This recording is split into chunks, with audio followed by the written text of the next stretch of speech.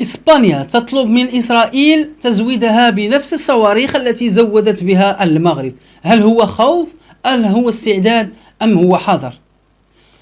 لاكوست، وهذه الشركة التي اختارت أن تضع تصميم على أقمصتها فيه خريطة المغرب مبتورة بعد ضغط إعلامي مغربي ومن وسائل التواصل المغربية، رضخت للمغاربة وسحبت أقمصتها.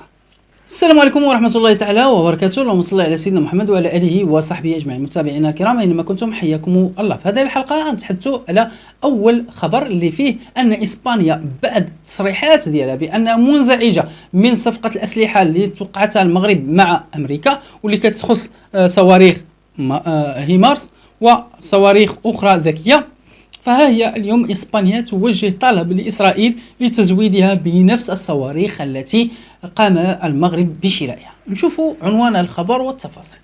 إسبانيا تطلب من إسرائيل تزويدها بنفس راجمات صواريخ بولوس التي حصل عليها المغرب. في التفاصيل تأتي رغبة مدريد هذه بعد حصول المغرب على هذه الأسلحة وأسلحة إسرائيلية أخرى أثبتت فاعليتها الميدانية في الصحراء المغربية.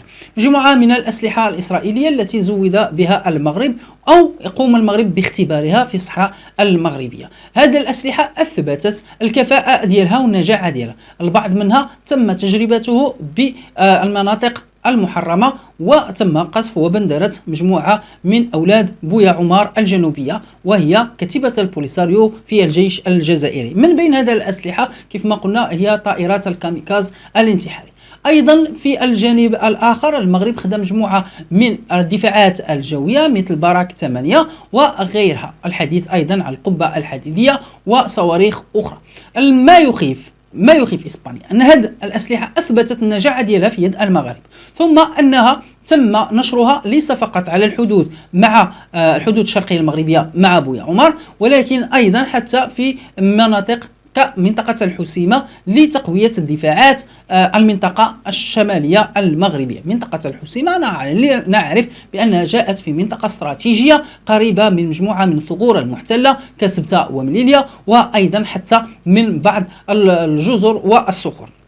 فإسبانيا رأت أو ارتأت بأن وجود هذه الدفاعات والأسلحة التي نصبتها المغرب قريبة من حدودها الشمالية هي تهديد للجيش الإسباني.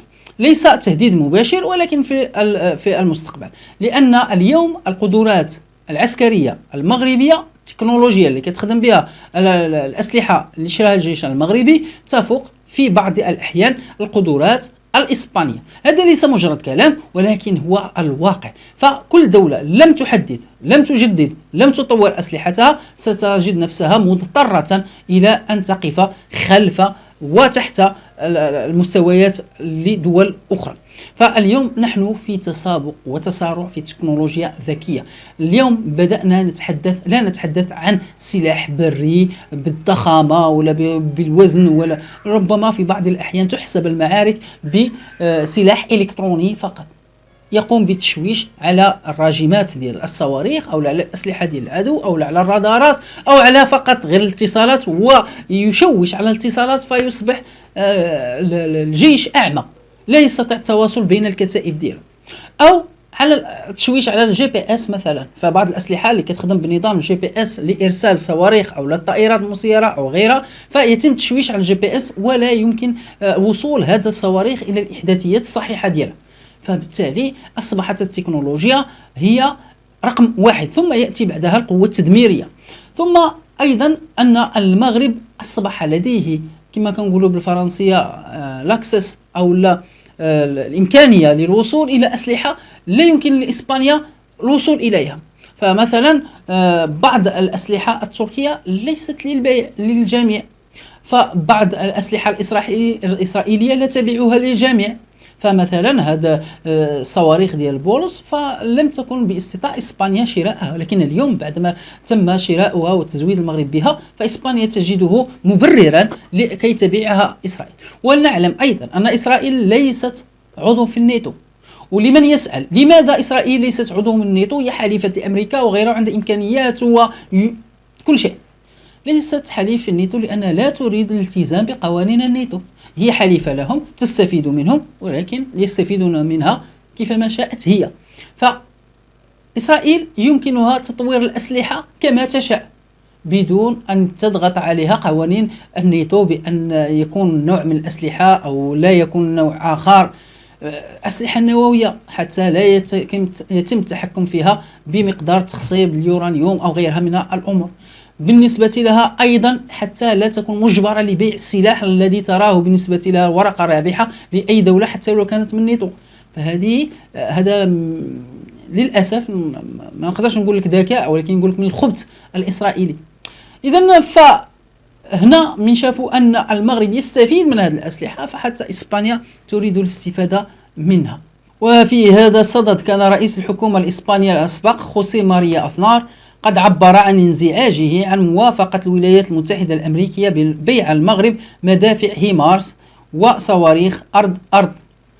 بطبيعة الحال متابعينا الكرام، كيف ما شفنا أن المغرب يحاول قدر المستطاع أنه ينوع الأسلحة والمصادر ديالها، ماشي فقط ينوع الأسلحة يعني يأخذ طائرات مسيرة، يأخذ مدافع، يأخذ راجمات، يأخذ دفاعات جوية، يأخذ ما هو بحري، ما هو جوي وبري، ما هو إلكتروني، ولكن حتى المصادر.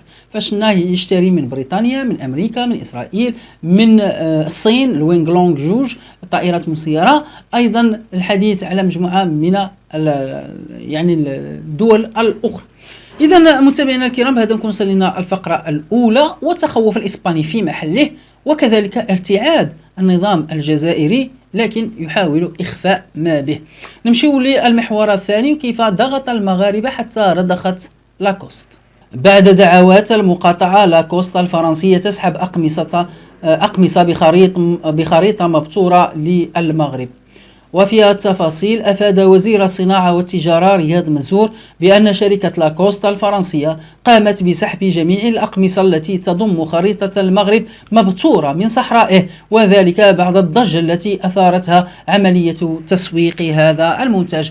إذا متابعينا الكرام، كيف ما كنعرفوا بأن شركة لاكوست دارت واحد القميص اللي في خريطة المغرب مبتورة بعد الضجة اللي داروها المغاربة على وسائل التواصل الاجتماعي. ومن هنا كنحيي جميع المغاربة، سواء اللي كيقوموا بصناعة المحتوى أو الناس اللي كيبارطاجيو كيشاركوا هذا المحتوى وكيقوموا بالدعم ديالو بالتعليقات باللايك بالبارطاج. فكنحييهم جزيل الشكر، لأنهم هم من دفعوا مثل هذه الشركات تاخذ بالها وترد الاعتبار للمغرب والمغاربه. في البدايه كانوا وكما واكبنا كانوا سحبوا من المتجر ديالهم، كانوا في بعض الدول الاوروبيه اللي فيها المغاربه بزاف، فحاولوا ما امكن انهم يردوا الخريطه كامله. لكن بقيت بعض المتاجر او العديد من المتاجر كتبيع بخريطه المغرب مبتوره.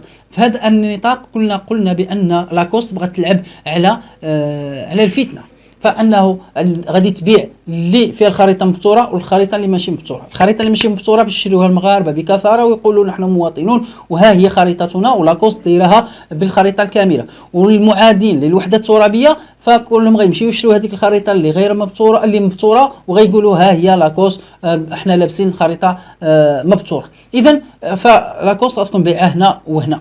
لكن الحمد لله بالضغط ديال المغرب والمغاربه فاليوم سحبت الاقمصه ديالها من السوق. السؤال الذي يطرح نفسه، لماذا الوزارة المعنية لم تتحرك بقوة وبفعالية وبسرعة؟ فإذا تحركت فلم تصدر أي بيانات ولم تصلنا أي بيانات بهذا الشأن. ولكن ما يهمنا أننا كمغاربة كوحدة، فسواء كانت الوزارة تحركت أو لم تتحرك فنحن دائما غنبقاو نحارب وندافع عن الوطن، عن التراث الوطني، عن الوحدة الترابية الوطنية، وعن رموز المملكة، وعن المغاربة بطبيعة الحال. بهذا نكون وصلنا لنهاية هذه الحلقة. ما تنسوش دعمونا بالضغط على زر الإعجاب، اشتراك في القناة، صفحة الفيسبوك مغربي وقت خير. السلام عليكم ورحمة الله تعالى وبركاته.